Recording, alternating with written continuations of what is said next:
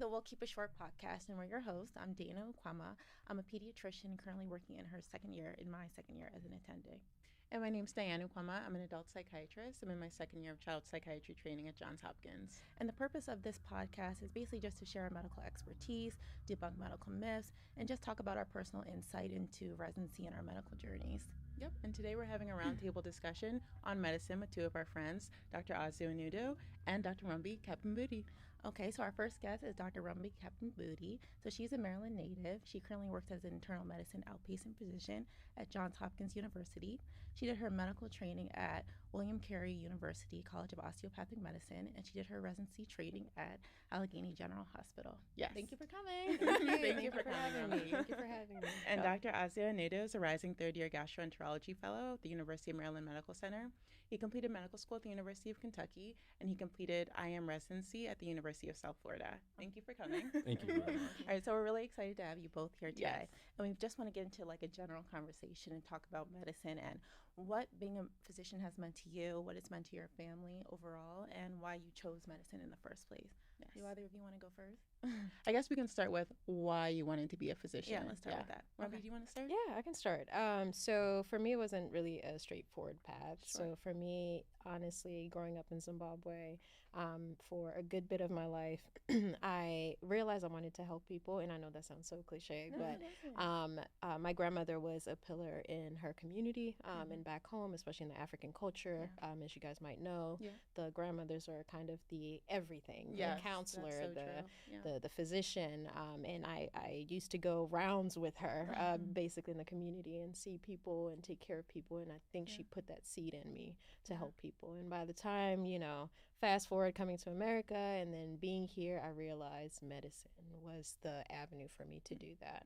Honestly, I ventured into other things, but it always came back to medicine. That's beautiful. awesome. Yeah. Wait, so you were born in Zimbabwe, and it's just because of what you saw back there that made you kind of have that? Yeah, that was one of the biggest things, honestly, that led me to be a physician. And I didn't realize it, honestly, till I was at Penn State in college, the impact. I grew up where my grandmother was in the outskirts.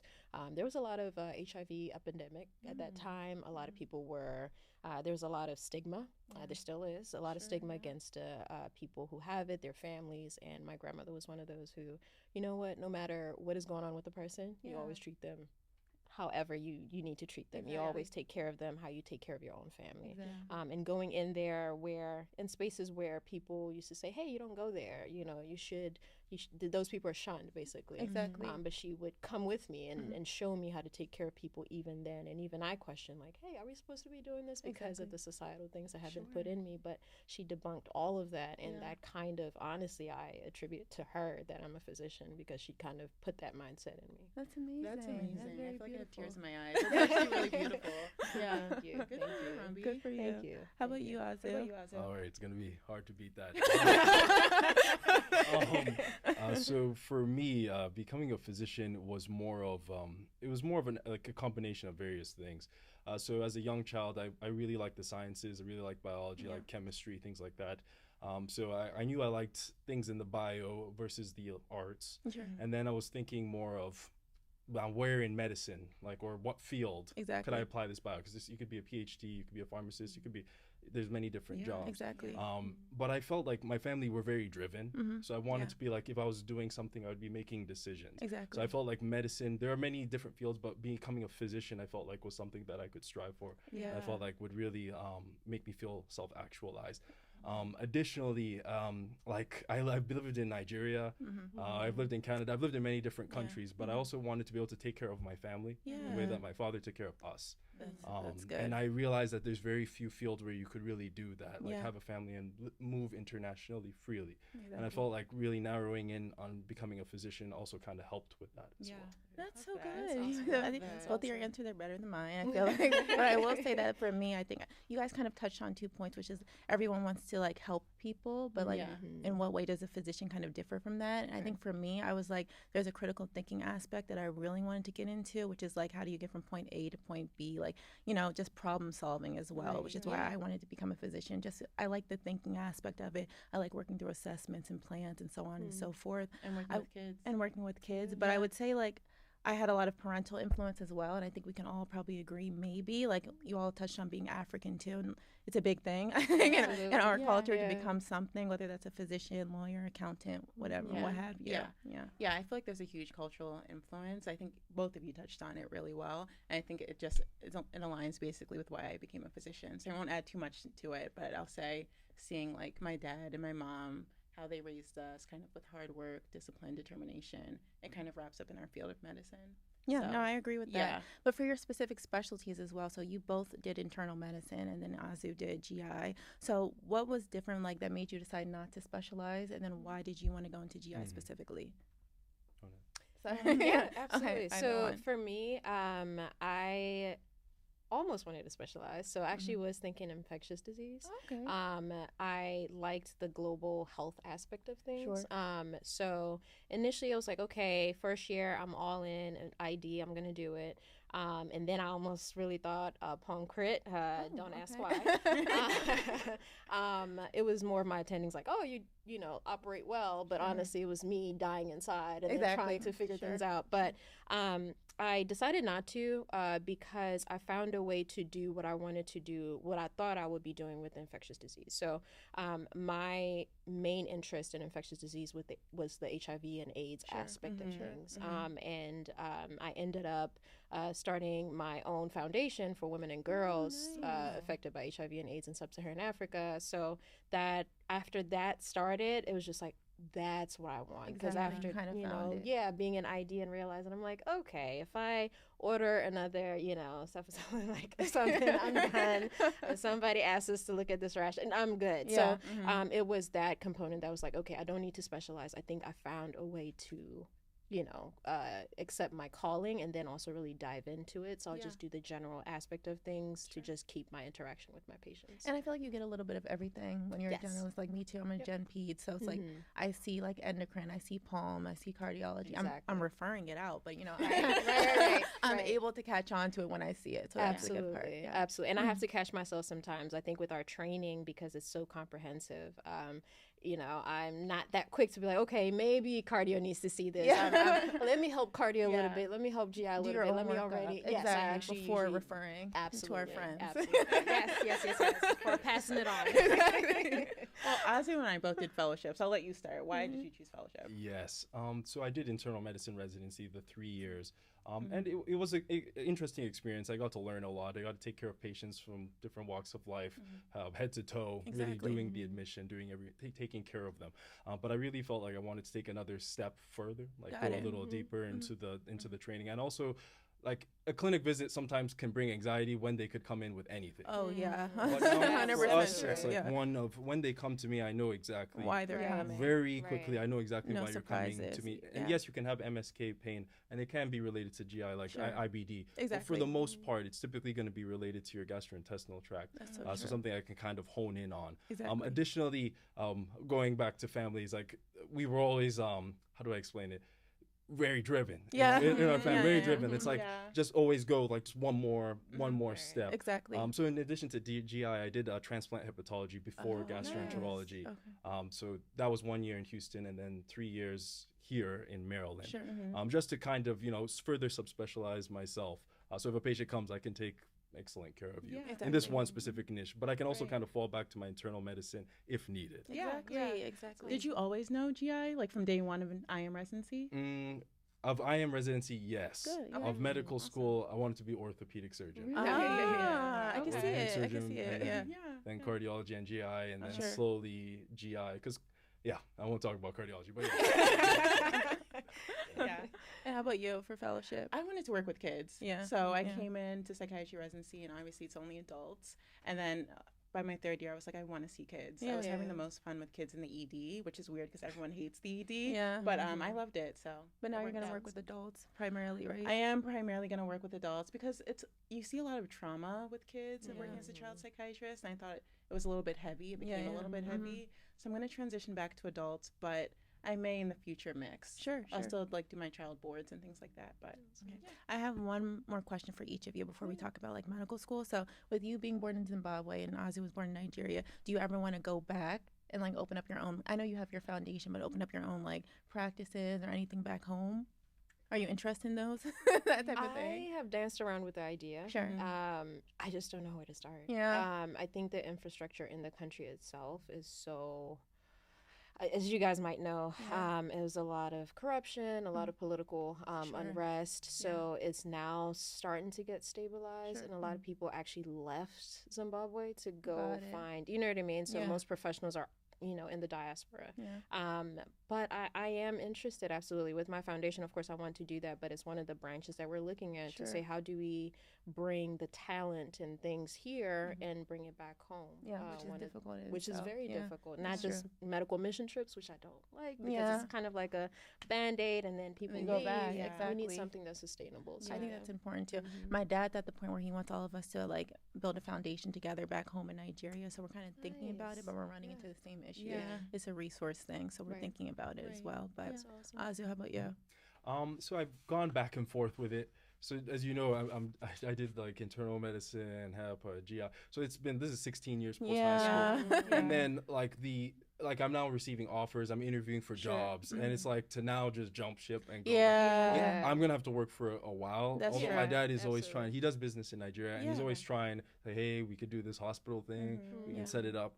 But I'd like to work here for 10, 15 as an attending, 10, 15, 20 years before I decide to kind of shift gears a little bit.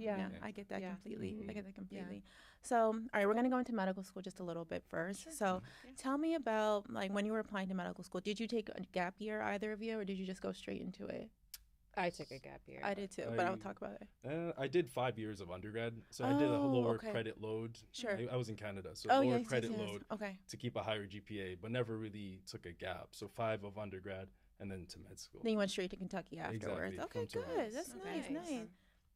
Well, I did, I guess, 2. I worked at a OBGYN office because I thought I wanted to be OBGYN. And then after that, I did a master's in biomedical sciences. Oh, nice. That was like 9 months.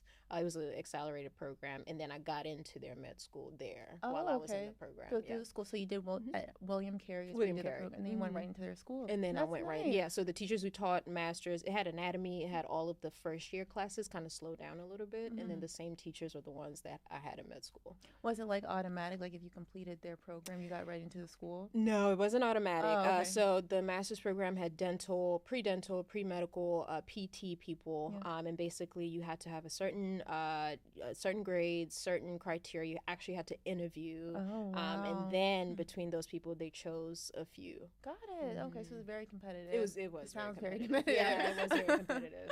That I think for me, like I did a scribe year, so I did Scribe America for 1 year, and then I applied, and through the application process is when I was thinking whether I was going to do the U.S. route, whether I was going to do Caribbean route, and chose on Caribbean eventually. But I think we're going to get into that. So what we notice in our audience is a lot, like mainly medical students, I would say, people applying to residency and things like that.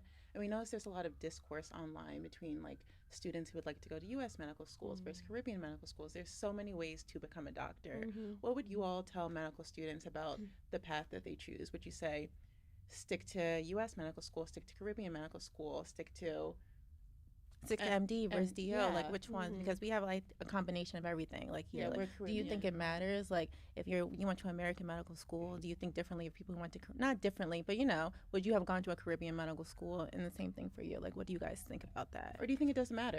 Or do you think it doesn't matter? I could start. Like I'm Canadian. Yes. Obviously in Canada, that's where you would want to go to medical school. Exactly. Everyone wanted, but there's like 17, maybe wrong about 16, 17 med schools, and if you speak French a little less, medical schools in Canada, and everyone's an immigrant.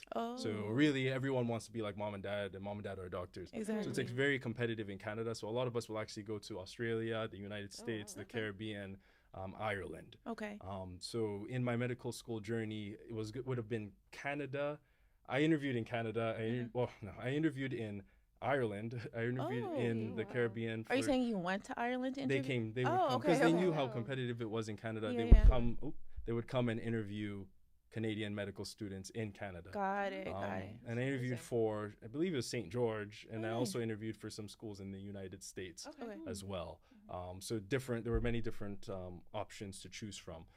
What I will say is I can't speak on the other experiences, but having gone to a U.S. medical school, U.S. MD medical school, I will say when it was time for like residency, for example, even someone who didn't pass step in our class still managed to to match into Oh, yeah. something. Obviously, those neurosurgery, those ortho, some people would not match if you didn't have a strong application. Exactly. But everyone matched. Okay. Everyone in my class, I believe, matched. Yeah. Now, my sister went to an Irish medical school, and it was a little more difficult when it was time to come back Got it. from Ireland. But she's finished. She's attending. She's in pediatrics. Yeah. Right. Yeah. So if I was suggesting, I would say try your best to stay where you were born. Yeah. I would say it just makes things a lot easier. Yeah. Do you mean like you wanted to stay in Canada or like? I mean, that's a different thing. I mean, Canada and the United States, because I could just go back. Yeah, exactly. So the U.S. just opened up more options. You guys Sure, have 160 med schools, so it's a nice. Yeah. Nice Yeah. Exactly, Yeah. I would say for me, like, I know, like, I took the MCAT once, wasn't happy with my score, was very impatient, and was like, I don't want to take it again. I just kind of want to go straight into medical school. And the easiest route to do that was going through a Caribbean medical school. Which is not so easy once you get there. Which is not. It's very, very difficult, I feel like. And I feel like there are some barriers that are put up at Caribbean medical schools, of course, that people who went to U.S. schools maybe didn't have to deal with as well. Then when you get to the point where you have to deal with residency, it's like, do I just have to apply to primary care? Can I do something more competitive? Will they look at me the same? Do my board scores have to be more competitive? So there are things that are always in the back of your head.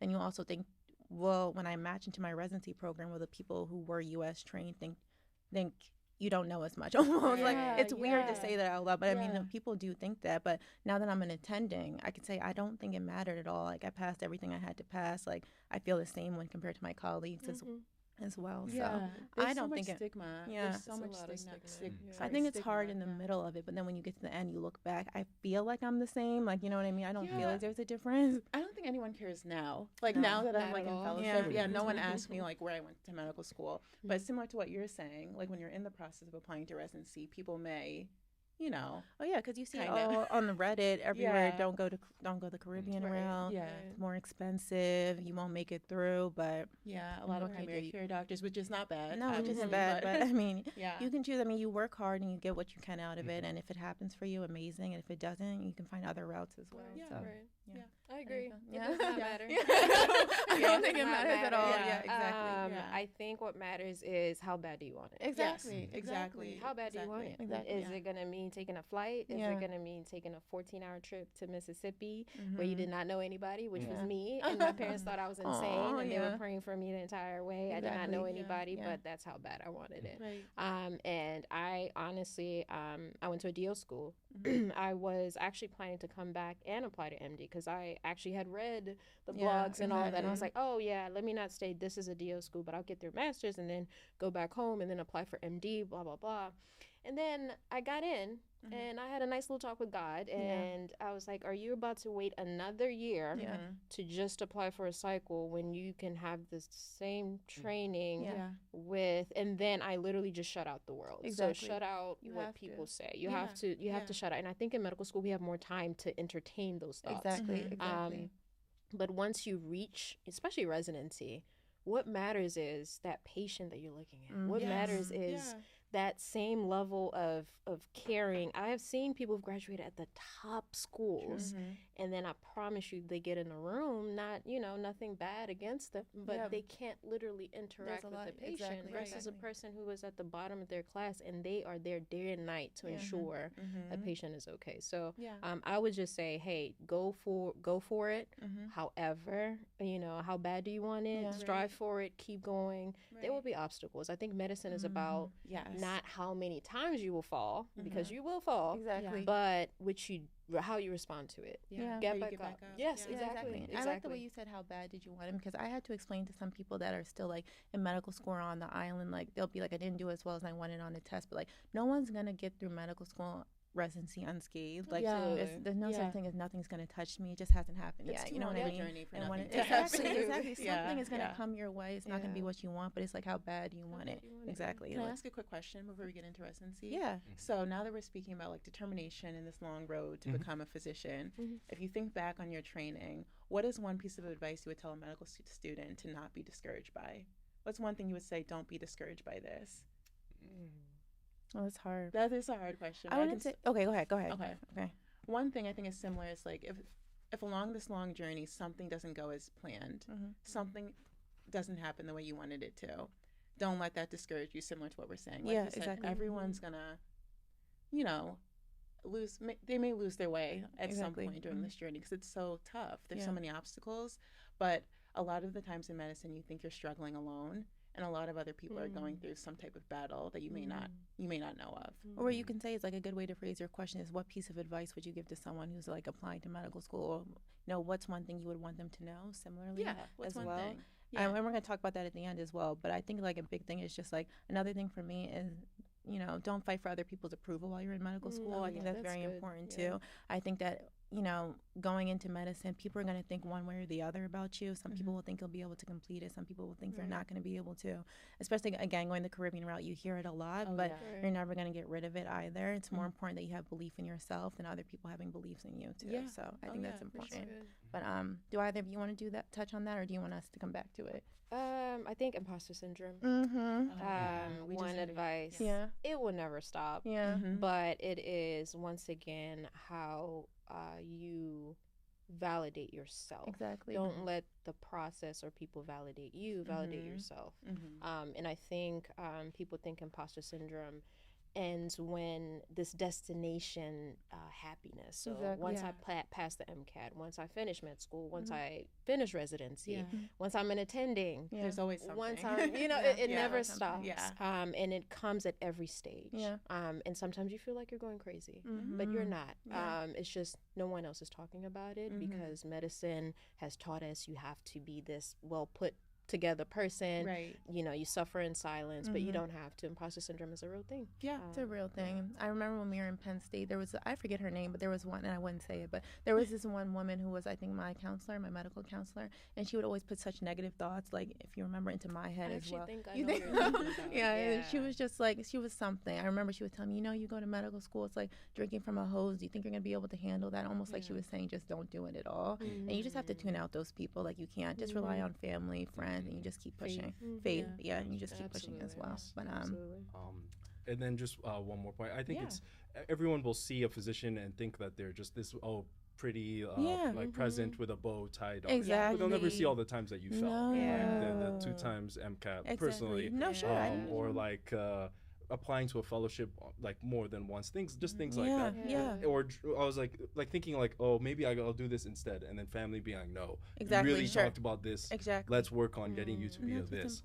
People think it was like, oh, you just went smoothly through everything, but I think it's, once again, not listening to hearsay or negative things like, oh, I don't think you'll be able to do it, but listening to your family and really picking yourself back. And I think along with that is like, when you deal with it alone, you look at everybody else like everyone's making it and you're not. And I remember I had a conversation with my mentor in residency. I was like, everyone's getting it, but why am I struggling with this one point? She was like, do you think if they weren't getting it, they would tell you? Like, people hide those things a lot about themselves too, especially in medicine, I feel like, because I am type A. And you don't always want to show people when you're struggling too. But we're going to talk about struggle now. So we're going to move into residency. So I know my residency was kind of like, I'm sure all of ours was very vigorous training, but if you could describe your residency in one word, like what would it be? And tell us a little bit about your residency training. Traumatic. Tell us about it. Maybe I'm over exaggerating, but it, like you said, it's rigorous. But I think that was probably the hardest part of my medical training. There were a lot of life things happening, but then also just the imposter syndrome hit hard. And I thought I had learned how to deal with it, but this one hit on a different level because this one was more institutionalized. So having nurses come back and question your order versus another colleague, they're like, oh, yes, I agree, your white colleague, and say, sure, that works. But for you, it's like, but why do you want to do that? Or, hey, I've been a nurse for 30 years, and I love my nurse. I respect my nurse, but it gets to you. It does, the passive aggressiveness. And I'm not saying, it was like that all the time, but I think it might have been where I was as well, the demographics. So it was a bit of a shock. And it took a lot. It took a lot to really pick myself up and build that confidence again, because it chips away at your confidence, that even the things that you do know, you start saying, do I know it? Yeah. Did I say that right? Or, you blank out. But going back, I think my faith was the biggest part of that honestly got me through it, and a strong support system. But yeah, it was rough. It was rough. Yeah, but I got through it. And I got stronger from it, which is good. But at the same time, I always want to tell people, especially my mentees, I tell them all the time, definitely take time to pour your cup.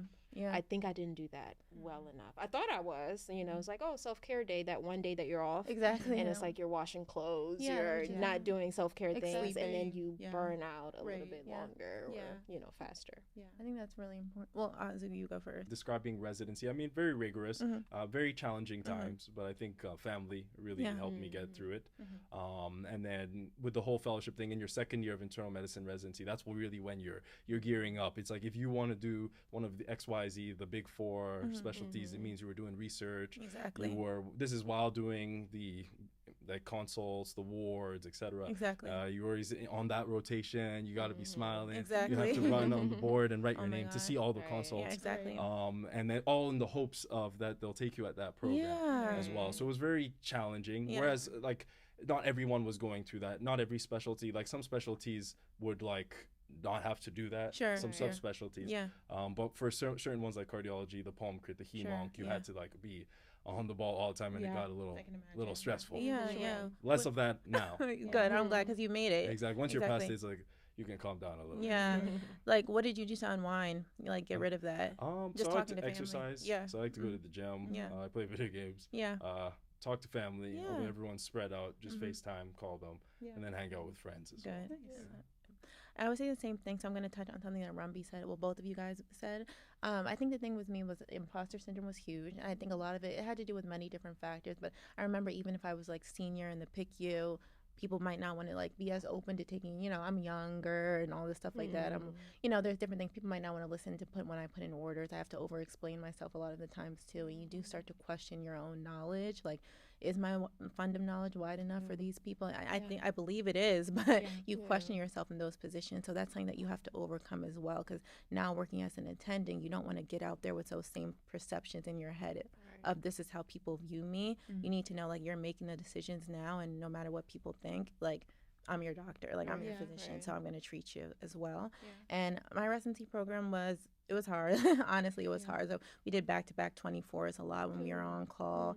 It was just, even though we were well equipped and well staffed, it was just too much at times too. I had to take time to recover afterwards and get myself back too. Yeah, I can definitely relate to that. Yeah. Oh my God. I think the word I would use is long. The days were so long in residency. I think with psychiatry, there's I don't want to use the word stigma, but for lack of a better word, that it's psychiatry residency is really easy, and it's like a psychication, as people used to call it in medical school. But I feel like what I started to notice through residency and in fellowship is psychiatry can be really heavy, and I think you really need to protect yourself. We're going to speak about burnout soon, and similar to what Azu was explaining, making sure you're speaking to family, you're going to the gym, you're doing things outside of work, because if not, it can feel heavy and long. Exactly. And you want to remember your purpose in psychiatry, what I'm here to do in terms of helping people with serious mental illness. Yeah. So I think I would say long, but I'm learning every day how to better cope with with all of that. With all of it. And it's hard not to bury yourself in your work when you're in residency and forget that you can also make friends while you're here. You can speak to others. It's just I just want to make it through, just push through, get through, take it boards done. But it's there's people that you can meet along the way who will make your journey a lot more peaceful too. So I think that's important. But along with residency, did you guys feel like you needed mentorship? Did you seek out mentorship in residency? Either of you? Or did you just get through it and push through it? Yeah, I think mentorship was important. For me, it was just a little bit hard to find someone I could relate to there for mentorship. But I did end up finding someone outside of it that was very helpful in just kind of guiding me. And then also just kind of speaking to I guess the Black physician experience part of it, which is very important. I didn't realize how important it was until residency. So I ended up reaching out. It's very very important to just kind of guide you, because you know, as you're getting ready, you've never applied for an attending job. How do you even apply? How do you present yourself? How do you, you know, just kind of move through that process? No, I think that's important to find someone similar to you, because they're gonna they may share similar experiences to you as well. So you want to hear that before you look into applying for a job, finishing residency. You want to get their take on it as well. And again, it lightens that load for you when you have someone to kind of, you know, poke in their head and get their thoughts as well. So What about you, Azu? Did you have a mentor? Yes, several mentors. Several, good, Just with the nature of the fellowship, you need kind of people on the inside kind of advocating for you as well. Exactly. Also people who can tell you, oh, this is the number of interviews you should expect for a program that you apply to, kind of thing, or oh, I got an interview here, or oh, I'm on like the interview board here, let me see what I can do. So having the people who can kind of vouch for you and who can also kind of guide you along the process is very, very helpful, especially when it's something like it's extremely challenging and it's like you can only apply once a year. And, you know, you gotta wait till next year, kind of thing. So it's really nice to have someone who can like help guide you, like, ahead of you. Especially with GI too. I feel like, you know, it's such a small group like of people. Like I feel like too. So I'm glad you were able to find mentorship with that. It's very small. Yeah. I feel like they need more. They definitely need more, but the number of spots are kept pretty small. Exactly. It's good once you're in, but when you're trying to get in, it's extremely difficult. Yeah, it's competitive. How big is your class? There's, how do I explain it? So University of Maryland takes 6 each year, but then 3 or 2 go to Mercy Medical Center, whereas where I'm physically at, 2 go to the NIH, and then 2 stay. So 6 a year. Got it. 6 fellows. Which is small. Yeah. Wait, how big is your fellowship? I forget. 6? Smaller, it should be. We have 6 each year. Okay. Yeah. But yours, that's competitive too for yours as well, for child adolescent. But with mentorship as well, do you guys, since you have all these experiences that you've went through, do you seek out like to be mentors for other people? Are you guys mentors for other people? Like, absolutely. So? I have pre-med, I have residency mentees, and I have ones in medical school. Just kind of different phases. And it just worked out that way, honestly. As I went through the journey, I feel like one of the biggest things is giving back. I think one of the biggest things I used to hear is like, just get in, get through it, and then just keep going. You know, but it's like you have to always reach back and help, because especially you know, being first generation physician, there was no blueprint. There was nothing. You had to kind of figure it out, and I would not want somebody to go through that again. You know, so that's true too. But I guess maybe it's different for you, Azu, because you have a family. Like, I don't know if you do, but do you have a family full of doctors, right? No. Okay, sorry. I guess technically first generation. My sister was the first. Got it. Like, yeah, she was like a year ahead of me. Oh, so, sure. Oh, so she was really close. Yeah. She kind of could show you the way. Exactly. A little bit. Yeah. But it's her different. Her experience was a little different. As I mentioned, she went to Ireland. I almost went to her school. I had paid the deposit, which was non-refundable, by the way. And then the next week, I got accepted into Kentucky, and I was like, well, I mean, I just had to let the money go. Exactly. And then I stayed. Exactly. Okay. But yeah, her experience was a little different. Once again, she went there, and then she kind of came back to the U.S. And actually, my younger brother did the same thing, but he left his med school there, and he switched to med school here. Oh. In Maryland? In Tulane, New Orleans. Okay. And he actually graduates next week. Oh my God. That's fascinating. Are you going? Yes. I'm glad. You might be on call. No, I made sure. Good. I'm glad. Oh, we have to graduate. And you're graduating too. Oh, yeah, you're Oh, you said that already, I think. Okay. 3 weeks though. That's good. Yeah, that's good. Very So good for close. you. Yeah, Okay. so close. 1 year and 3 weeks. You I want to speak about one word that also people bring up a lot when they speak about applying to medical school and just this journey, which is sacrifice. Some people lose friends. Some people don't speak to their family as much. Some people don't go to the gym. Is there anything that you sacrificed? Which the obvious answer is yes, but I want to hear more about it. You want to go first? No, you could go first. I'm still thinking. It's man. hard. It's hard. What didn't I sacrifice? Actually, I think I could go. Sure. Okay. So I mean, like in general, I think a lot of us in medicine, we consider ourselves pretty bright people. But even this is like your 20s, your early 30s, that if you had been in investment banking, you had been in accounting, you had been in something else, you could have worked your way up. I would have been promoted several times. Exactly. Versus like undergrad, where you're paying, med school, where you're paying residency, where you're getting paid just enough to get by. Just enough. Just enough to get by. And then by the time you start, you're kind of behind everyone. one. So I think just that in general is like, what could I have done instead? Exactly.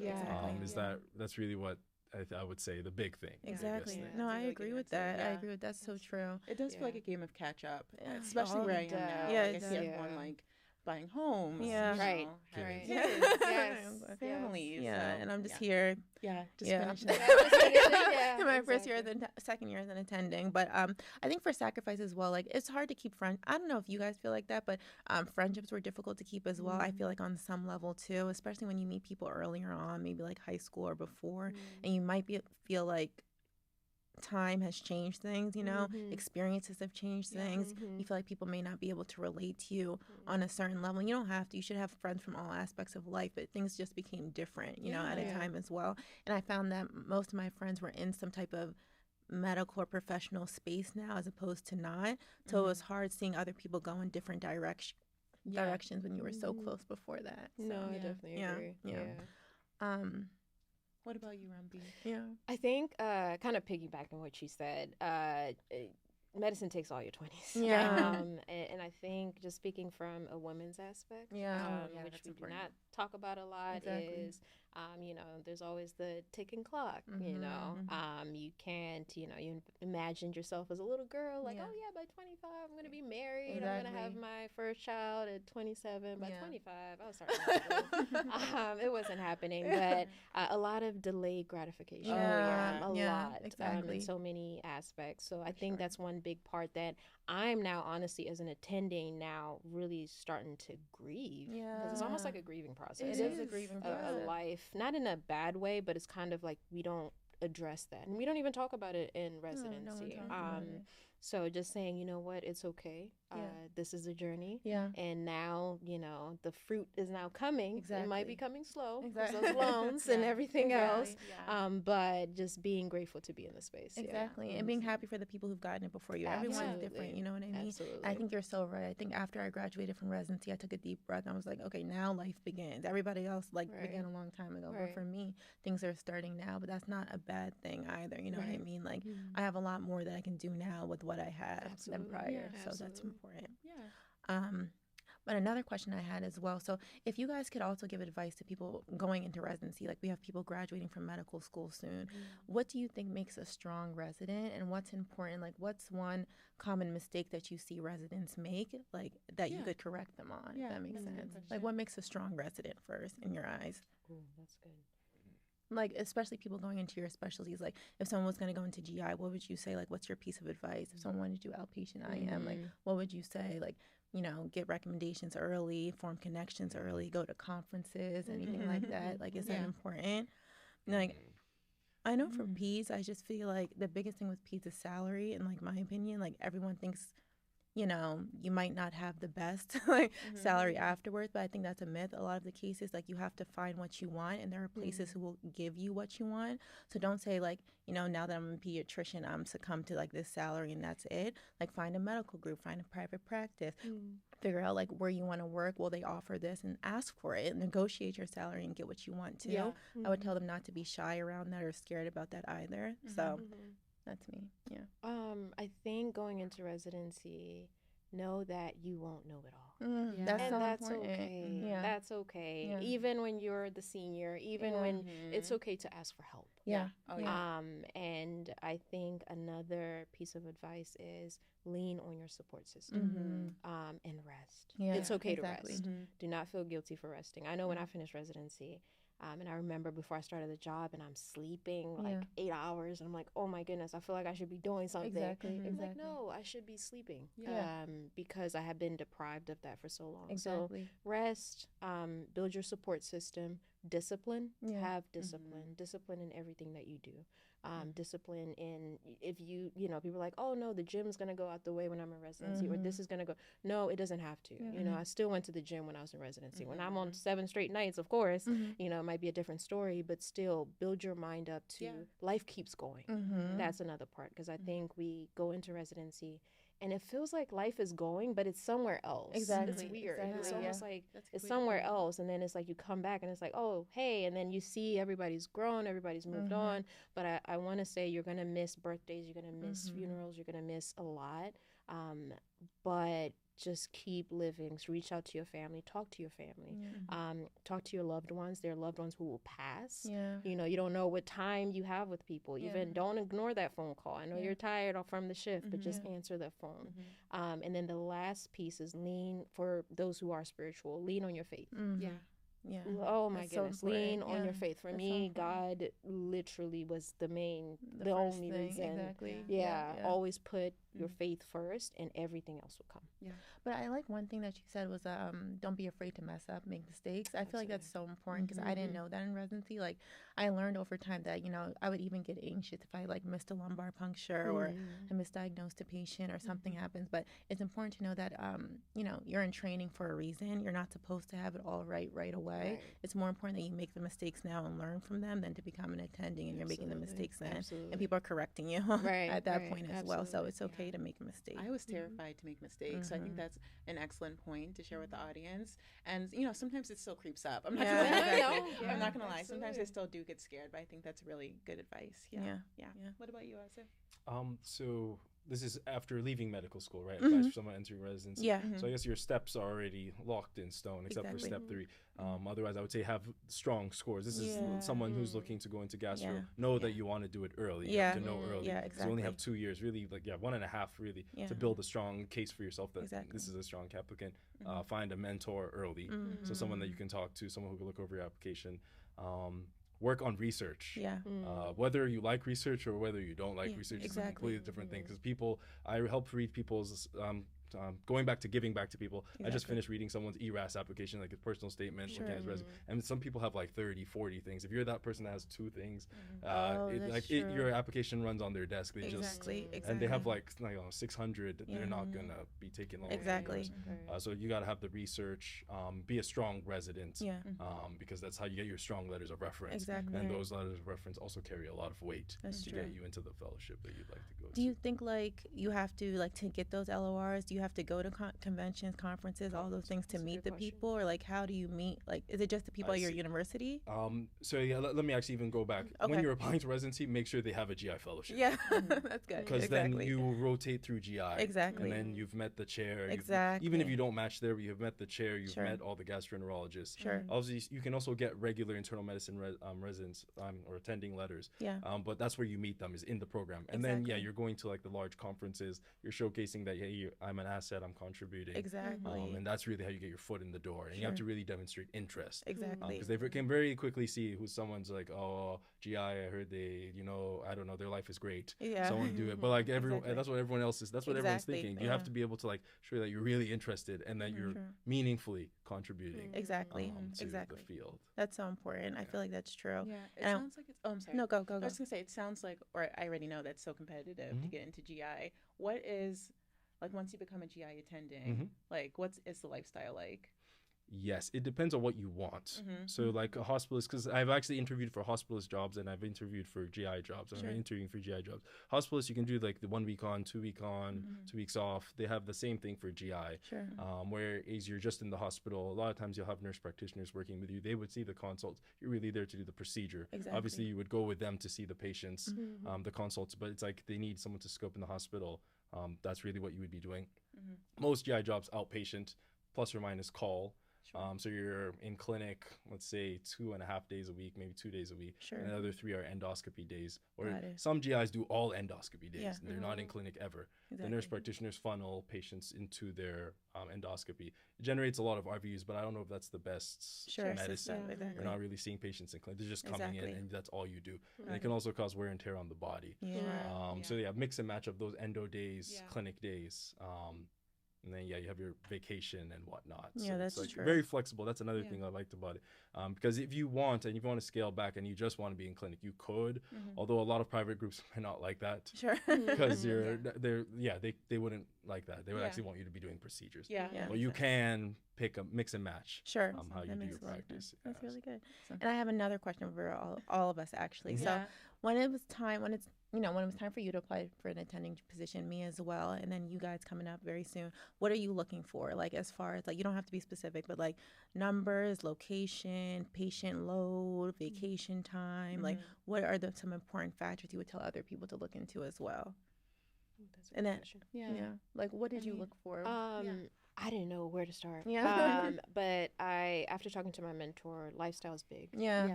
What is the support staff? Yeah. That's super big because you're going to be busy, especially outpatient. But what does the in-basket load look like? Who do I have to help?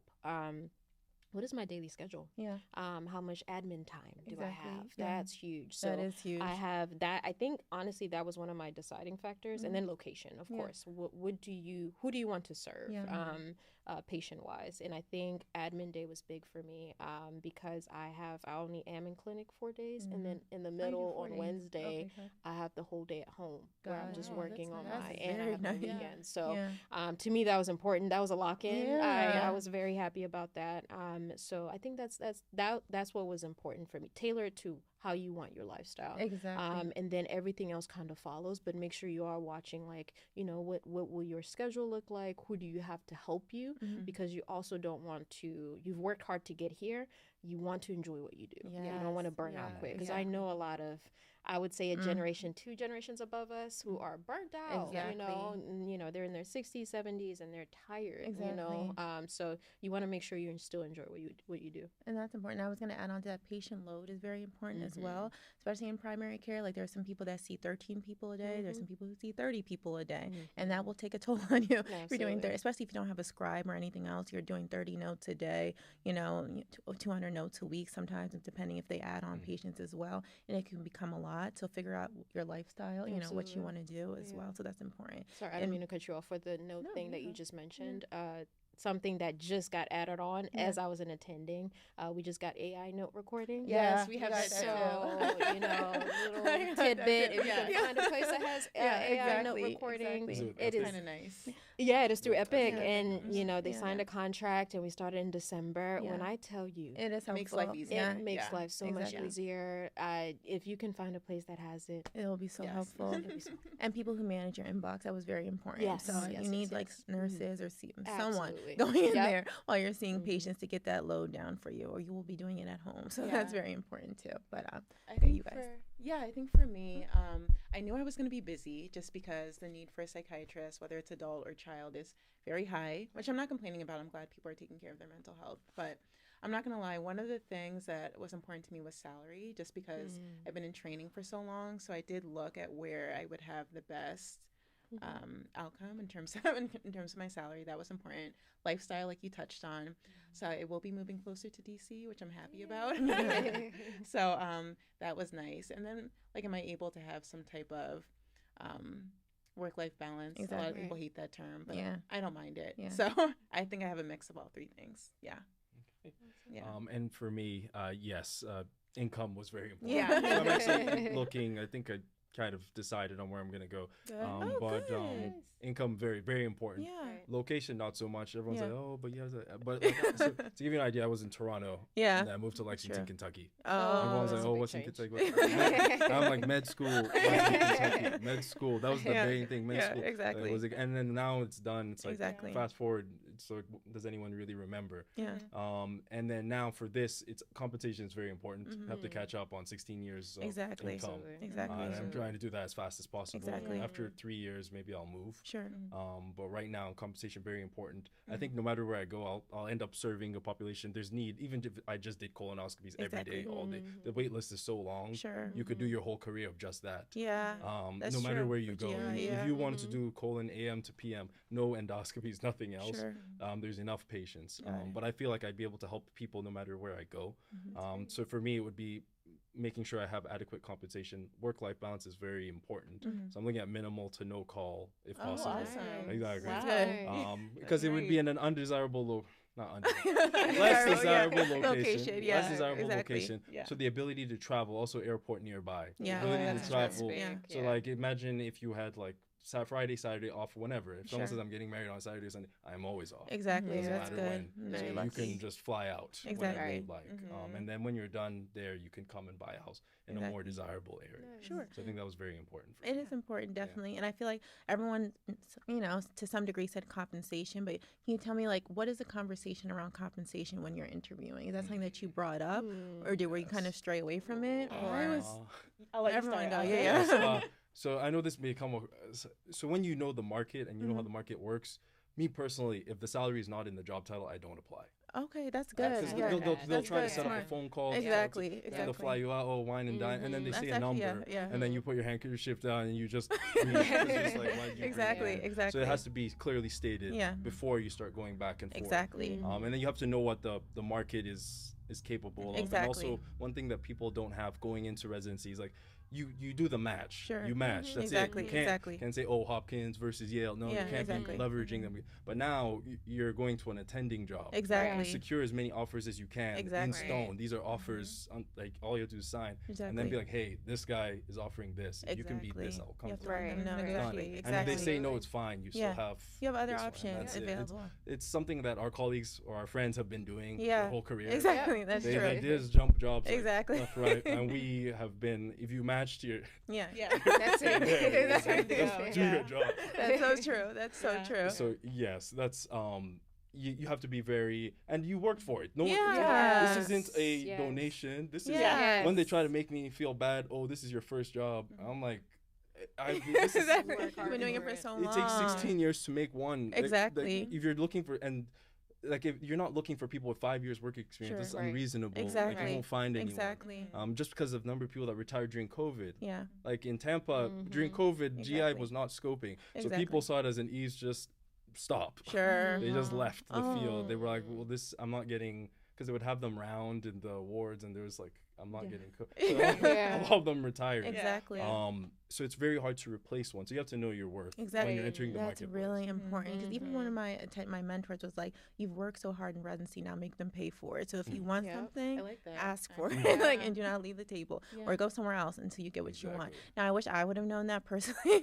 You should ask for what you want. You should negotiate your salary I think always. that's a normal feeling because just like Ozzy was saying, we go through the match, whether it's residency match or fellowship match, and it's just like I have to go anywhere the computer tells me Yeah, to go. exactly. So we're not used to like negotiating. Yeah, your where- salary. Yeah, So you're or like, oh, that's anything. okay. and Yeah. then you Right. So it's a sign weird for it. feeling. Yeah, it's Yeah. very odd, but I agree. you're Yeah. very, yeah. Know your worth. Yeah. No, you're Yes. right. Man, they need you. Exactly, They need exactly. you. That's true. Like in negotiations, I've been able to push someone to give 30-40% more than Exactly. the initial number, Yeah. just by saying this is what someone else offers. Exactly. And then they just keep raising it, and then you can pick the one that you want. that you Yeah. want. You have to say, options. but then in like 10 years, you and someone at the same job Yeah. will say your salaries out loud, and the you're numbers exactly are Completely different. different. And then you're like, Yeah. why is it different? It's 'cause Exactly. this person was like, Yeah. saying, They not fought taking, exactly for what they fighting. wanted. Okay.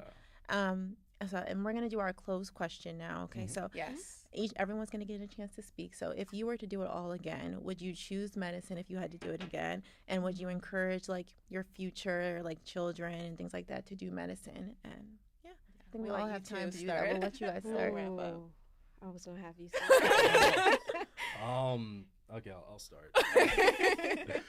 Would I do it again? Yeah. Absolutely. Okay. I think I would definitely do it again. I think in medicine, you'll have a lot of disgruntled physicians. They'll say, oh, don't go into this, don't do this. I feel like if you know there's something you want Exactly. and you pick the right field. Exactly. There's so many different residencies, and how do you know the right one? You just have to know what's important to you. Exactly. Exactly. There are some like algorithms in the computer you can try those, but you just have to know and when you're in the right one, you just know. Exactly. Right. Like when I'm doing Right. colonoscopy, I'm like, yeah, this is it. Yeah. This is it. If you told me to do Exactly. just this Yeah. every day, people are like, oh, I want to go home. Everyone's watching the clock. I'm like, yeah, I could. You do it all I'm even day. thinking of Do coming it. in on Saturday. Oh my Like, God. Wow. It's like, yeah, just Oh, wow. but you can see. Some people are like, passion. oh, I want to get out Yeah, of here. I know. I want to.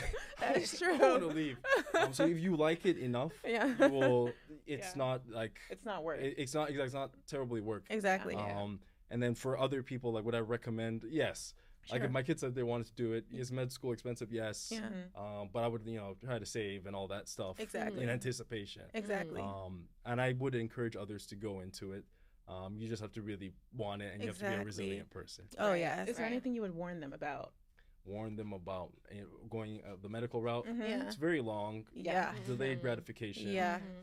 You can't be looking at what someone else is doing. Mm-hmm. Because I remember I had like I wasn't the top student. I wasn't any of that stuff. Exactly, yeah. But you're always looking at this person. always Oh, looking around, they're yeah. doing Right. so well. This Comparing. guy's going to blah blah blah. But at the end of the day, it's really everyone takes different paths. Exactly. The smartest guy from my med school class is he's not doing like neurosurgery or anything. He wanted to do primary care. That's what he's doing. Exactly. So it doesn't really matter. Exactly. Don't be looking at what other people are doing. Other Exactly. people have a plan for themselves. Just follow your own plan. Right. I love that. God's plan. Yeah, God's plan. Yeah. For me, yes, I would do it. I think I've reached a point where I can say that now. Yeah, that's true. If you asked me a couple months ago, I'd be like, nah, I'm good. Yeah. But no, I didn't have a plan B, so this was plan A. Yeah. I absolutely would do it again. I think I have actually, somebody asked me, would you let your child do it? And I'm still deciding on that. Because I think I don't want to hold on to the past or the traumatic experience that I had, especially residency, and that took some healing. And I would encourage anybody, leaving residency to have time to heal, to be in therapy, to really, unpack, because I kind of went when COVID was happening and all of that. So that was a lot. Yeah, sure. But also I would still encourage people to go into medicine, especially minorities. Yeah. We're needed. Exactly. Oh my goodness, we're needed. In every specialty. Absolutely. And in every specialty, like you said, GI, that is so rare to see. I said that to us. Yeah. Like, you're one of one. Yes. In the state of Maryland. There's another Nigerian. I know it. Oh, there is? He's where is he? In Frederick. He's close. I know he's on Instagram. He's Insta famous. Really? But there is another. Oh, it's not that common. It's very rare. Right? Very rare. Yeah. Like black male. Yeah. Yeah, it's needed. So I would encourage people to go into it, but I would, like I do with my mentees, I have them sit down and say why. Yeah. Why do you want to do Start it? off with why. Exactly. And the why is not a pretty answer. Yeah. So usually like, oh yes, I want to help people. That doesn't cut That's it. My what mentees now, I'm like, like, okay. You can help people through IT. You can help people through. You can do anything. Physical you can therapy. make a podcast. You can make a podcast. Exactly. Yes. I feel like honestly, a PhD that finds a cure for colon cancer. Done way. Absolutely. Yes. You can be an influencer. Whatever you want to be. But I want you to ask your why, because your why will get you through those hard times. Period. If you want to do medicine for money, I encourage you to highly reconsider. Honestly, you can make more money doing other things. And nowadays, but do it for the right reason, because I promise you, and don't do it for the prestige. Don't do it for the coat. No. Don't do it for anything that comes with that, because at the end of the day, when you're on that floor trying to figure out what just happened after that shift, that's not what's going to get you through. What's going to get you through is why you did it. Yeah, I agree 100%. And I would choose medicine again, but I'd probably do it differently. I would make it a lot easier for myself, probably. Would I although I was successful with the Caribbean route, I don't know if I would have tried to, USMD or something else. Just, looking back at it, being here with my family and friends probably would have been better than being out the country for 2.5 years as well. And just really quickly, when I have kids, if you want to do medicine, you can. I do not know if I would push you towards it unless you have a real love, because it takes a lot of resilience, perseverance, dedication. And if I don't see, like, if you don't want to do it, it's going to be a painful path for you, although it's fulfilling. Yeah. You know what I mean? You have to have you have to have the love for it to complete it. So that's important. Absolutely. I would do it again. I would definitely 100% do things differently. I'm proud of myself and how far I've came. I went to Caribbean medical school, and though it wasn't my first choice, I was successful and I did well. But looking back, I would probably try to stay here. I think family has been my saving grace. So being here in Maryland, or just in the United States, I think would be helpful. When I tell my kids to do it, I am going back and forth with that as well. There's so many ways to be successful. There's just so many ways to be successful, and there's so many ways to help people. So I think we would have to have a sit-down conversation, because this road is long. And it's rewarding. It's fulfilling. I'm happy I'm a psychiatrist. I'm so thankful, but other ways too. So we'll see. Well, I think it was a wonderful conversation all together. So I want to thank Dr. Kapamvudi for coming in, Dr. Anudu for coming in. Thank you guys so much. Seriously, you guys had a very great input to the conversation. I think would be very helpful to people applying. Thank you for inviting us. Of course, yes, of course. Yes. So stay tuned for the podcast. Look up for our next episode. Yes, and thank you so much. Bye. Bye.